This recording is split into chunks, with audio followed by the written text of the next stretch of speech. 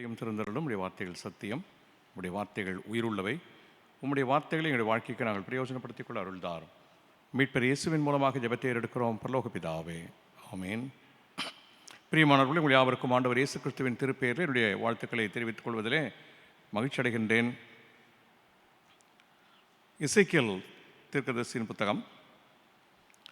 எசேக்கியேலை குறித்த ஒரு சிறிய அறிமுகம். இவர் பிறந்தது ஆசாரிய குலம். ஆசாரிய குலத்திலே பிறந்தவர். ஆலயத்திலே திருப்பணியாற்ற வேண்டியவர். அந்த வயதிலே ஆற்றங்கரையிலே நாடு கடத்தப்பட்டிருந்தார். தாம் திருப்பணியாற்ற வேண்டிய எருசலேமின் பொற்கோயிலை ஈர விழிகளோடு பார்த்து விடைபெற்று அவர் கடந்து செல்கிறார். கிறிஸ்துவுக்கு முன் 597 நேபுகாத் நேச்சாரின் சிறை கைதிகளில் ஒருவராக எசேக்கியேல் எருசலேமை விட்டு புறப்பட்டு போகிறார். அப்பொழுது அவரோடு கூட சுமார் 10,000 பேர் கைதிகளாக கொண்டு செல்லப்பட்டார்கள். 2 ராஜாக்களின் புத்தகம் 24ஆம் அத்தியாயம் 14ஆம் வாக்கியத்தில் படிக்கிறோம். எருசலேமியர் அனைவரும் சகல பிரபுக்களும் சகல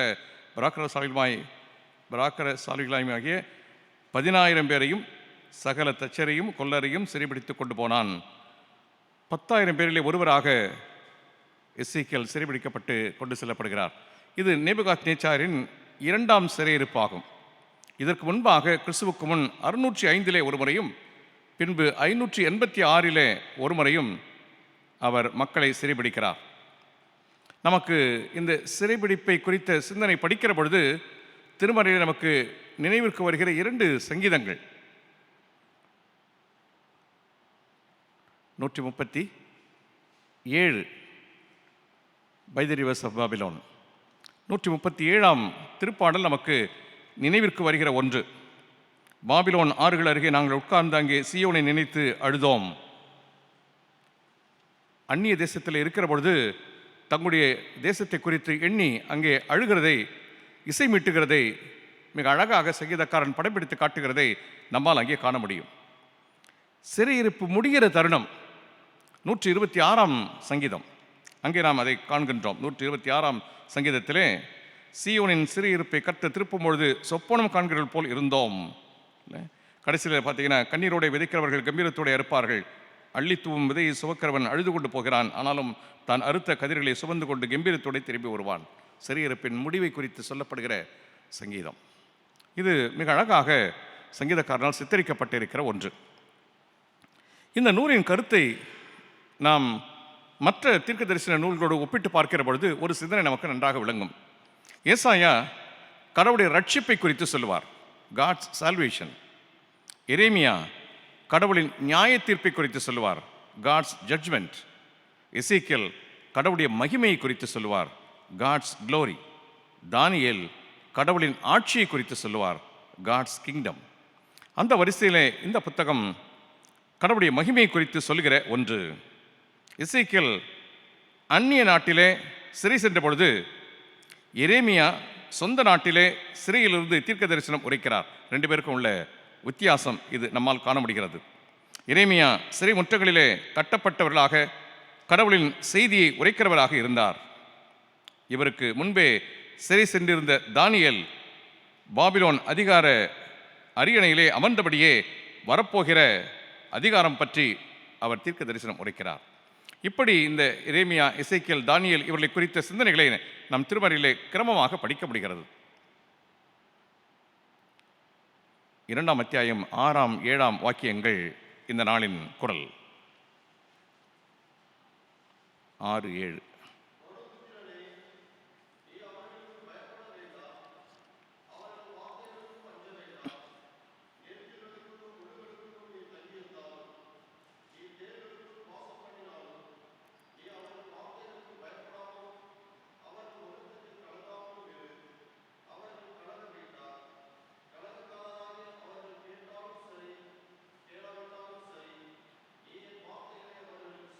என் வார்த்தைகளை அவர்களுக்கு சொல்லு என்பது இங்கே குரல்.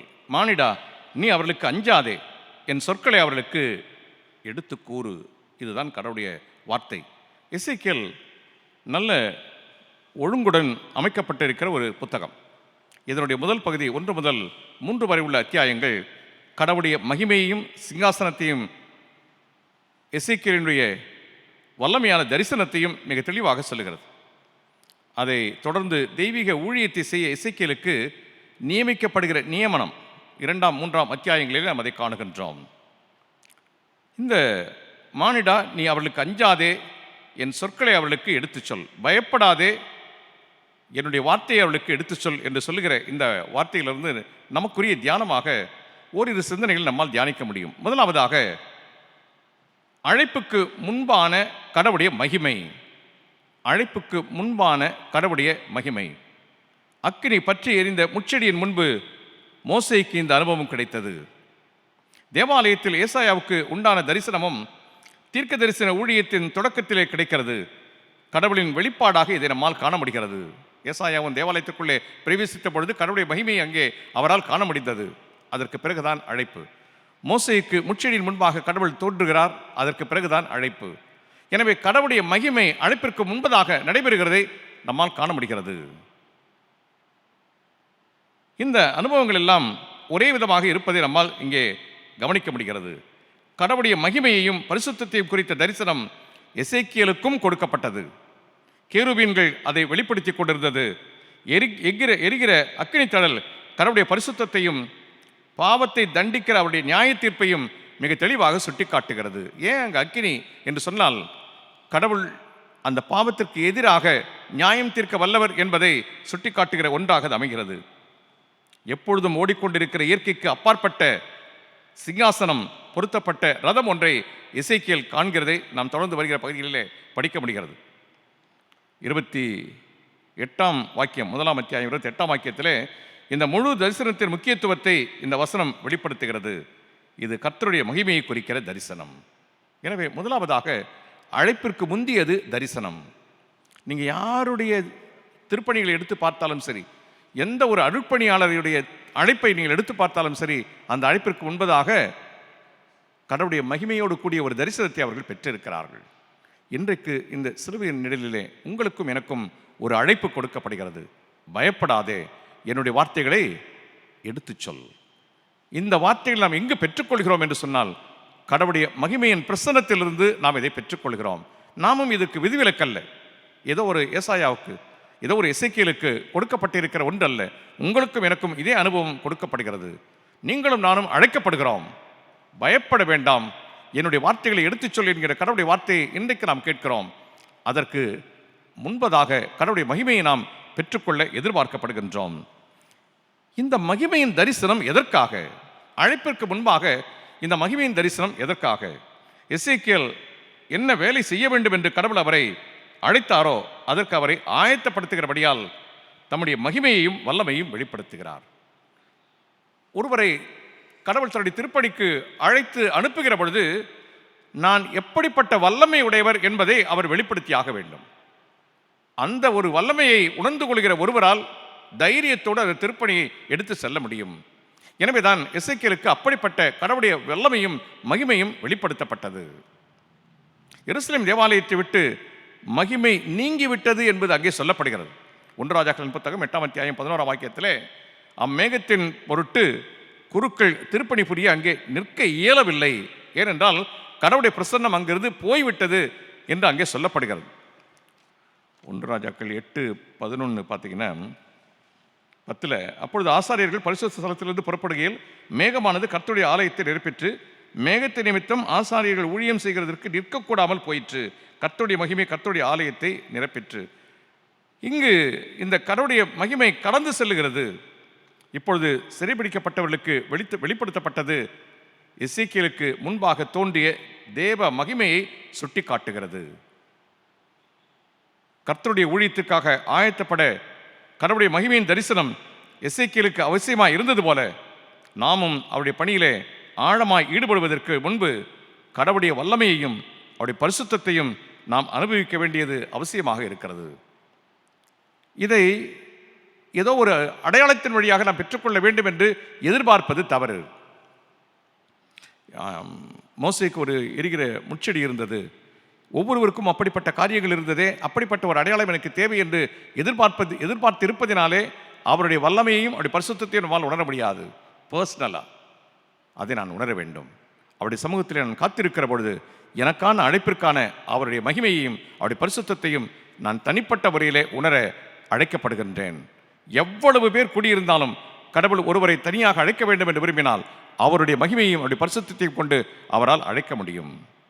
ஏன் இந்த மகிமை? இரண்டாவதாக, அருட்பணிக்கான அழைப்பு. இந்த அருட்பணிக்கான அழைப்பிற்கு முன்பு கடவுளுடைய மகிமையும் பரிசுத்தத்தையும் நாம் கண்டோம். அருட்பணியை ஏற்றுக்கொள்கிற பொழுது இன்னொன்று நமக்கு ஈவாக கொடுக்கப்படுகிறது. அது என்னவென்று சொன்னால், கடவுளுடைய ஆவியை நாம் பெற்றுக்கொள்கிறோம். எப்பொழுது கடவுள் நமக்கு ஒரு அருட்பணியை கொடுக்கிறாரோ, அழைப்பை கொடுக்கிறாரோ, அனுப்புகிறாரோ, அப்பொழுது ஒன்றை கடவுள் நிச்சயமாக தருகிறார். அது கடவுளுடைய ஆவி. இந்த கடவுளுடைய ஆவியை அவர் நமக்கு கொடுத்து அனுப்புகிறதை நாம் காணுகின்றோம். கடவுளின் செய்தியை அறிவிக்க கடவுளுடைய ஆவியால் எசேக்கியேல் நிறைக்கப்பட்டதை நாம் காணுகின்றோம். எல்லா தேசங்களிலும் நற்செய்தி அறிவிக்க தம்முடைய மக்கள் ஆவியானவரால் வல்லமையிலே நிறைக்கப்பட்ட அனுபவத்தை ஆதி திருச்சபையிலே நாம் காணுகிறோம். அப்போஸ்தலர் நடவடிக்கைகளின் புஸ்தகம் 1 அத்தியாயம் 8 வாக்கியம். அப்போஸ்தலர் 1:8.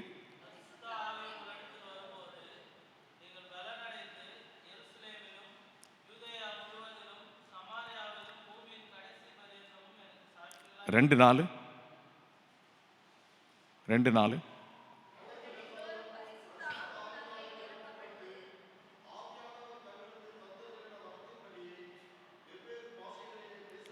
கடவுளுடைய ஆவியை பெற்றுக்கொள்கிற அனுபவம். கடவுளுடைய அழைப்பு கொடுக்கப்படுவதற்கு முன்பதாக மகிமையும் பரிசுத்தத்தையும் உணர்கிற நாம் அழைப்பை ஏற்றுக்கொள்கிற பொழுது அவருடைய ஆவியை நம்மிலே நாம் பெற்றுக்கொள்கிறோம். அதை கடவுள் தந்தருளுகிறார். அடுத்ததாக, இந்த அழைப்பு கொடுக்கப்படுகிற பொழுது இன்னொன்றும் சேர்த்து கொடுக்கப்படுகிறது. எசேக்கியேலுக்கு அது கொடுக்கப்பட்டது. புசிக்க வேண்டிய சுருள் அங்கே கொடுக்கப்படுகிறது. 3 அத்தியாயத்தில் அதனுடைய விளக்கத்தை நாம் காணுகிறோம். நீங்கள் டைம் கிடைக்கும்போது அது 3 அதிகாரத்தை எடுத்து படியுங்கள். தம்முடைய மக்களுக்குரிய கடவுளுடைய நியாய தீர்ப்பின் வார்த்தைகள் அந்த சுருளிலே இருந்தது. எசேக்கியேல் அதை அறிவிக்கும் முன் அதற்கு தன்னை அர்ப்பணிக்க வேண்டும் என்று எதிர்பார்க்கப்பட்டார். அதற்கு அடையாளமாக அந்த சுருளை அவர் புசிக்க வேண்டும். இவைகளை நாம் முழுமையாக உட்கொள்ளுகிற பொழுது நம்மால் அதற்குரிய ஆற்றலை பெற்றுக்கொள்ள முடியும். நம்மால் இந்த அழைப்பை முழுமையாக வெளிப்படுத்த முடியும். அழைப்பிற்கு முன்பதாக கடவுளுடைய பரிசுத்தமும் மகிமையும், அழைப்பின் பொழுது கடவுளுடைய ஆவியை நம்மிலே பெற்றுக்கொள்கிற பொழுது நமக்கு நினைப்பூட்டப்படுவது எது என்று சொன்னால், இந்த கடவுளுடைய கடும் சொற்கள், அழைக்கின்ற சொற்கள், அன்பின் சொற்கள், இவற்றை நாம் உணவாக பெற்றுக்கொள்ள வேண்டும். புசிக்க வேண்டிய சுருள் அங்கே சொல்லப்பட்டிருக்கிறது. செய்தியை சொல்லுபவரும் செய்தியை பெற்றுக்கொள்பவரும் இங்கே மிக அழகாக சொல்லப்பட்டிருக்கிறது. செய்தியை சொல்லுபவருடைய நிலை என்ன, செய்தியை பெற்றுக்கொள்கிறவருடைய நிலை என்ன? 3 அத்தியாயம் 7 வாக்கியத்தில் படிக்கிறோம். உனக்கு செவி கொடுக்க மாட்டார்கள். மிக தெளிவாகவே கடவுள் சொல்கிறார், உனக்கு அவர்கள் செவி கொடுக்க மாட்டார்கள். ஏன்னா அவங்க எனக்கே செவி கொடுக்கவில்லை. கண்டிப்பாக அவர்கள் உனக்கு செவி கொடுக்க மாட்டார்கள். அவர்கள் இருதய கடினனுடைய மக்களாக இருக்கிறார்கள். இந்த நியாய தீர்ப்பின் செய்தியை அவர்கள் நம்ப மாட்டார்கள். கடவுள் மிக தெளிவாக அனுப்புகிற பொழுது சொல்லியே அனுப்புகிறதை நாம் காணுகின்றோம். இந்த புறக்கணிப்பை எதிர்கொள்ள எசேக்கியேல் கடவுளால் பலப்படுத்தப்படுகிறார். கடவுள் நம்மை அதற்குரிய ஆற்றலை கொடுத்துத்தான் நம்மை உள்ளே அனுப்புகிறதை நாம் காணுகின்றோம். செய்தியை சொல்லுபவர் செய்தியை பெற்றுக்கொள்பவர். செய்தியை சொல்லுபவருக்கு சொல்லப்படுகிறது, செவி சாய்த்தாலும் சாய்க்காவிட்டாலும் அவர்களோட பேசு. உங்களுக்கும் எனக்கும் சொல்லப்படுகிற செய்தி அதுதான். நாம் நிறைய நேரத்தில் சொல்லுவோம், கெட்டு சீரழிஞ்சு போயிருக்குது, நாம் போய் என்னத்தை சொல்ல முடியும்? கேட்டாலும் கேட்காவிட்டாலும் நீ சொல்லியே ஆக வேண்டும் என்கின்ற கடவுளுடைய குரலை நம்மால் காண முடிகிறது. தூய ஆவியால் ஆட்கொள்ளப்பட்டு அங்கு குடியிருந்த இடத்திற்கு அவர் அனுப்பப்பட்டார். 7 நாட்கள் தங்கியிருந்தார். இது செய்தியை சொல்லுபவர். செய்தியை பெற்றுக்கொள்பவருடைய நிலை என்ன என்று சொன்னால், அவர்கள் கலகம் செய்யும் வீட்டார், நீங்கள் சாவது உறுதி என்பது அவர்களுக்கு சொல்லப்பட்டிருக்கிறது. எச்சரிப்பின் செய்தியை கேட்டு செவி சாய்த்தால் சரி, செவி சாய்க்காவிட்டால் சரி, இந்த செய்தியை பெற்றுக்கொள்கிறவர்களுக்கு சொல்லப்படுகிறது. 7 நாட்களுக்கு பிறகு ஆண்டவருடைய வாக்கு என்ன சொல்லுகிறது என்று சொன்னால், அவர்களை எச்சரிக்க வேண்டும்.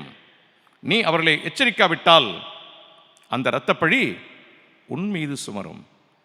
அவர்கள் கேளாமல் போனால் அந்த குற்றம் அவர்கள் மீது விழும். இது சொல்லுபவருக்கும் கேட்பவர்களுக்கும் சொல்லப்படுகிற செய்தியாக அமைந்திருக்கிறது. கடவுளுடைய செய்தியை கேட்டு திரும்பாமல் கடினப்பட்டு போனால் தொடர்ந்து தீர்க்க தரிசனம் இல்லாமல் போய்விடும். 7.5 வருடங்கள் எசேக்கியேல் பேசாமல் இருந்தால், அவர்கள் கேட்காமல் இருந்தால், கடவுள் அதற்குரிய தீர்ப்பையும் கொடுக்கிறவராக இருக்கிறார். என கண்பானவர்களே, இன்றைக்கு எசேக்கியேலின் வழியாக நாம் நம்முடைய அழைப்பை உறுதிப்படுத்திக் கொள்ள அழைக்கப்படுகின்றோம். நாம் முதலாவதாக கடவுளுடைய மகிமையை உணர வேண்டும். எப்படி ஏசாயா உணர்ந்தாரோ அதே போல எதற்காக இந்த கடவுளுடைய மகிமையை உணர வேண்டும்? அழைப்பிற்கு முன்பு கடவுளுடைய மகிமையும் கடவுளுடைய பரிசுத்தமும் என்று சொன்னேன். ஏன் அந்த மகிமையும் ஏன் அந்த பரிசுத்தமும் வெளிப்படுத்தப்படுகிறது என்று சொன்னால், ஏசாயா 6ஆம் அத்தியாயம் 5ஆம் வாக்கியத்தில் நாம் படிக்கிறோம், ஐயோ அதமானேன் என்று ஏசாயா சொல்லுகிறார். ஏன் இந்த மகிமையும் பரிசுத்தமும், கடவுளுடைய இந்த மகிமையும் கடவுளுடைய பரிசுத்தமும் எதற்காக அழைப்பிற்கு முன்பதாக கொடுக்கப்படுகிறது என்று சொன்னால், அப்பொழுதுதான் நான் என்னை உணர முடியும். இல்லாட்டி நான் என்ன ஆயிடுவேன்? இவ்வளோ பேர் இருக்கும்போது கடவுள் என்ன கூப்பிட்டுக்கிறார் அப்படின்னு ஒரு பெருமிதம் எனக்குள்ளே வரும். இல்லை, இந்த கடவுளுடைய பரிசுத்தமும் கடவுளுடைய மகிமையும் எனக்குள்ளே வெளிப்படுகிற பொழுது நான் யாருன்னு உணர முடியும். ஏசாயா அதை உணர்ந்தார். ஐயோ அதமானேன் என்று ஏசாயா சொல்லுகிறதை நாம் காணுகின்றோம். தானியேலின் புத்தகம் 10ஆம் அத்தியாயம் 8ஆம் 9ஆம் வாக்கியங்களிலே படிக்கிறோம். அப்படி தானியேலுக்கு கடவுள் வார்த்தை உண்டான பொழுது தரையிலே முகம் குப்புற விழுந்ததை நாம் காணுகின்றோம். கடவுளுடைய பரிசுத்தமும் கடவுளுடைய மகிமையும் எவ்வளவு பெரியது என்பதை நாம் உணர அழைக்கப்படுகிறோம். அதற்காகவே அழைக்கப்பட்டவர்கள் அங்கே நிலைதடுமாறி போகிறார்கள். அதமானேன் என்று சொல்கிறார்கள், தரையிலே விழுந்து போகிறார்கள். எனவே நாம் அதை உணர வேண்டும். உணர்கிற பொழுது நம்முடைய அகந்தை உடையும். அதை உணர்கிற பொழுது நம்முடைய அகந்தை உடையும். நம்மை நாம் அறிந்து கொள்ள முடியும். கடவுளுடைய குரலை கேட்க முடியும். இதுதான் இந்த கடவுளுடைய பரிசுத்தமும் கடவுளுடைய மகிமையும் நாம் காண்கிற பொழுதும் கேட்கிற பொழுதும் நமக்குள்ளே இருக்கிற அகந்தை உடையும். நம்மை முதலாவதாக நாம் யார் என்று அறிந்து கொள்ள முடியும். கடவுளுடைய குரலை நம்மால் கேட்க முடியும். இல்லை, வெளிப்படுத்தல் விசேஷத்தில் கூட நாம் இப்போ ரீசெண்டாக படித்தோம். வெளிப்படுத்தல் 1:17 செத்தவன் போல் ஆனேன் என்று சொல்லப்படுகிறது. ஏன்னா கடவுளுடைய வார்த்தைக்கு இருக்கிற அந்த பவர் அது அங்கே மிக தெளிவாக சொல்லப்படுகிறது. கடவுளுடைய மகிமையை உணர வேண்டும். இரண்டாவதாக, கடவுள் காலூண்டி நிற்கச் செய்கிற கடவுள். விழுந்துட்டாங்க, முகங்குப்புற விழுந்துட்டாங்க, தரையில் விழுந்துட்டாங்க, விடுகிற கடவுள் அல்ல. மீண்டுமாக காலூண்டி நிற்கச் செய்கிற கடவுளுடைய ஆவி, இதை நம்மால் அங்கே காண முடிகிறது. சகரியாவின் புஸ்தகம் 2ஆம் அத்தியாயத்தில் படிக்கிறோம். சகரியாவினுடைய அனுபவத்தை குறித்து படிங்க. எடுத்தீங்கன்னா சகரியா 4:6 பலம்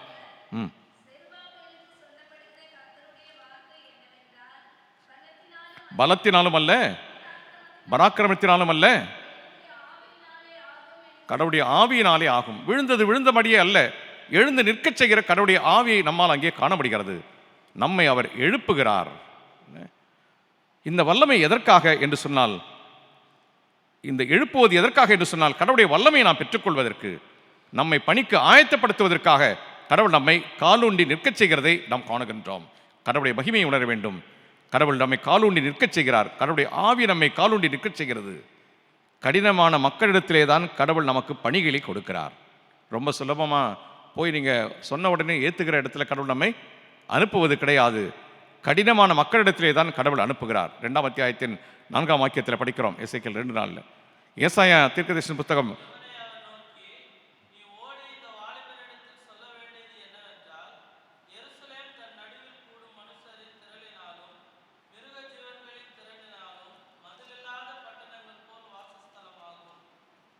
Isaiah 48:4 பாருங்க. ஏசாயா 48:4.